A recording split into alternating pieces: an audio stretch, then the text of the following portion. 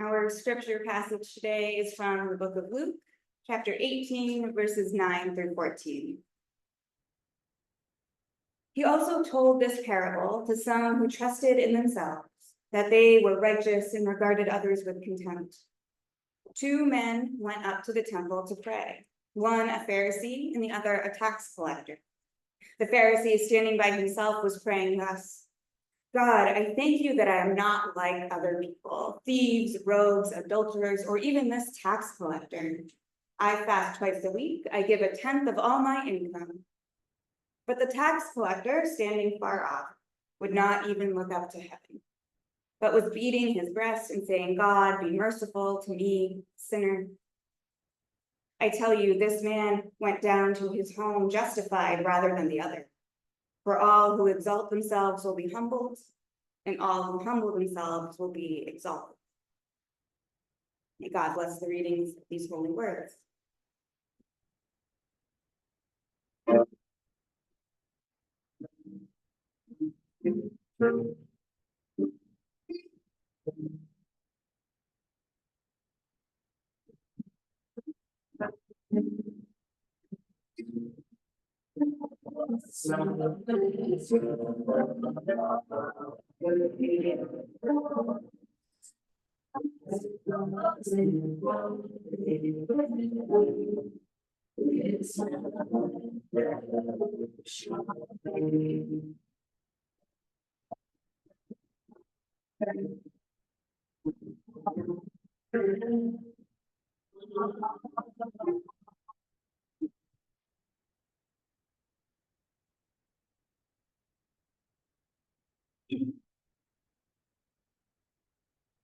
So as is the case with all of Jesus's parables, there's a lot more to the story than meets the eye. We do a surface read of it. The point is pretty obvious. The Pharisee, the powerful religious leader, is kind of a self-righteous jerk who, even though he's doing everything he's supposed to do, he's doing it wrong because he's arrogant and he's contemptuous of others. And the tax collector, this guy who goes around taking orders from the state to take people's money, and is therefore hated, is repentant and humble, and is therefore better than the Pharisee. Now, to be upfront, that point, that is kind of the gist. It won't really change that much. It could just kind of end the sermon there. I do try to keep my sermons a little shorter on Communion Sundays, but not that short, I'm sorry. Because the truth is, we don't really understand how truly radical and mind-blowing this parable was in its day, unless we learn a little something about the religious customs of the day and exactly what tax, or rather toll collectors, did in Jesus' day. Now, I say toll collectors because that's actually the more accurate translation. And toll collectors were different than tax collectors. Tax collection is more of what it is today. A typical kind of bureaucratic thing. But toll collection was different. It was much sketchier.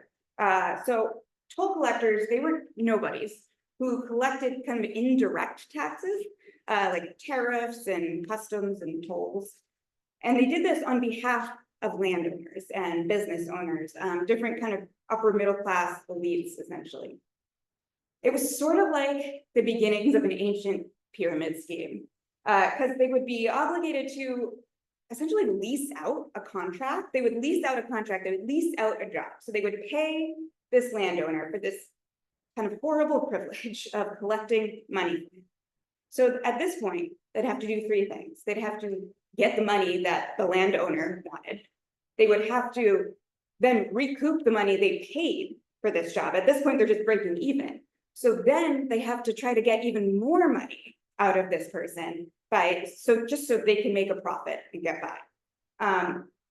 So it was not a good job. No one liked paying taxes in Jesus's day in Judea, because the taxes, they weren't going to fund roads or libraries. They were going straight to noble Romans. So people hated tax collectors of all kinds, and they really hated toll collectors. I mean, toll collectors were reviled. And they had a really public facing job too, right? They were like the boots on the ground minions for these elites. So they were deeply hated, and people did not hide the fact that they didn't like these toll collectors. Now, this Pharisee, on the other hand, Pharisees are these revered figures of their day. They're respected because they're learned, they have authority, they have power. And this guy in our passage today, he's really going above and beyond. The fast, where he says he's fast twice a week, that's actually just recommended. That's not a required thing. Then when it says, he's giving this tithe, that's probably a pretty hefty sum because, again, he's powerful.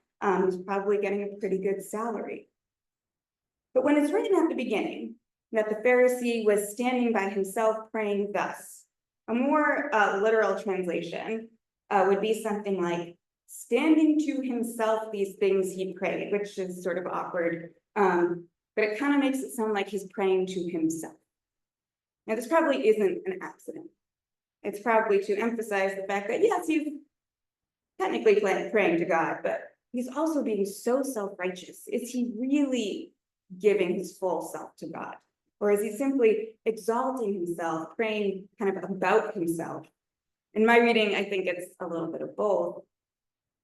And now when we go back to the standing by himself, the tax collector is also standing far off. They're both separating themselves from the crowd, but the implication is that they're doing this for wildly different reasons. The Pharisee thinks he's above everyone else. He presumably doesn't want to come into contact with anyone he might deem impure. The toll collector is standing far off because he doesn't feel worthy. He's standing away from people because he doesn't feel like he's worthy to be in the presence of others. Now, in our day, we kind of understand the context of a Pharisee. Pharisees don't exactly have the best reputation in the New Testament. So when we hear this story, I think for us, modern day times, we've heard these Bible stories a million times before. We might think, oh yeah, that makes sense. Pharisees are often self-righteous jerks. But in Jesus's day, hearing someone publicly uplift a toll collector and talk down about this Pharisee, this would have been unheard of. Jesus's audience would have been scandalized to hear this, despite the fact that arrogance and contempt of others was absolutely denounced in the Torah. Unfortunately, the systems of power of the day had a tendency to kind of trump what the Torah and God commands of people. So Jesus is putting this hypocrisy on blast. He's making it very clear that the humble, the honest, the meek will always be the ones exalted and setting the right example, no matter what their station in life. Now, the main source I used for my research in this for this sermon was William R. Herzog's book, Parables as Subversive Speech, and he has a really interesting reading of this parable that I'm inclined to agree with. And I think it makes it especially relevant for us today. He sort of renames the parable. He calls it the parable of the two toll collectors. And he does this because he takes into account the tithes and the fees that temple officials were taking from average citizens coming in to pray and worship. Now, in the next chapter in Luke, and right in chapter 19, remember, Jesus will cleanse the temple. He will go into the temple, and in his very human anger will get the best of him, and he will march in, and he will drive those who are selling sacrifices and extorting temple goers out. My house shall be a house of prayer, but you have made it into a den of robbers, Jesus says, quoting Jeremiah. So in Herzog's view, these are two men who are working within a broken, unjust system. One believes he's good and righteous. The other understands that the work he's doing is wrong, understands that he's a flawed human and deems himself unworthy of God's love. Now, I couldn't help but think when I was reading this of that horribly offensive, but still often used term, unskilled workers. And I'm thinking about how many look down upon those they deem low skill, those they deem to be below them because they're working a low wage job. And how when someone has all the money in the world, they're immediately supposed to be revered as innovative and hardworking and world changing. But when you look at today's, billionaires, are they really much different than the Pharisee in the story? Most of them got a huge advantage in life thanks to inheritance and generational wealth.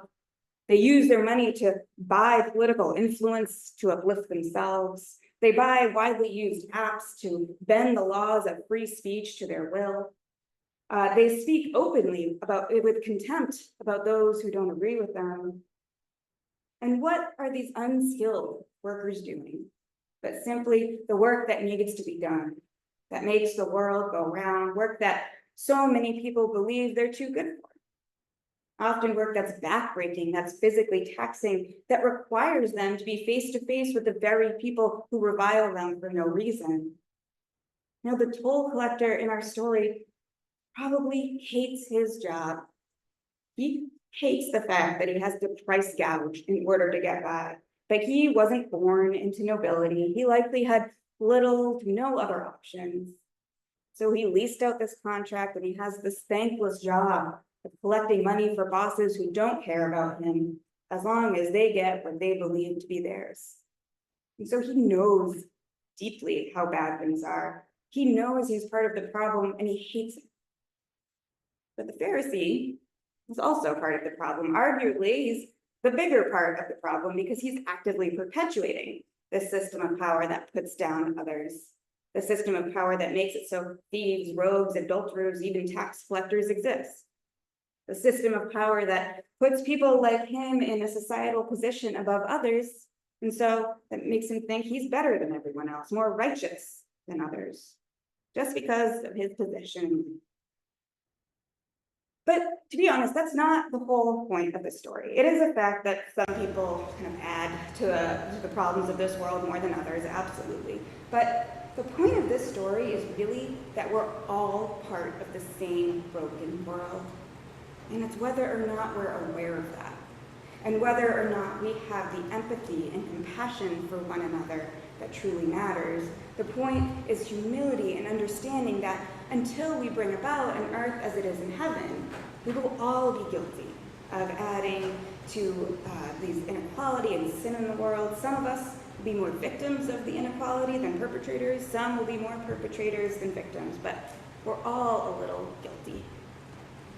Now, whenever my friends and I try to justify some stupid purchase we've made, from some brand like Amazon, website like Amazon that maybe has some questionable labor practices, we joke and try to make each other feel better using the phrase, well, there's no ethical consumption under capitalism anyway.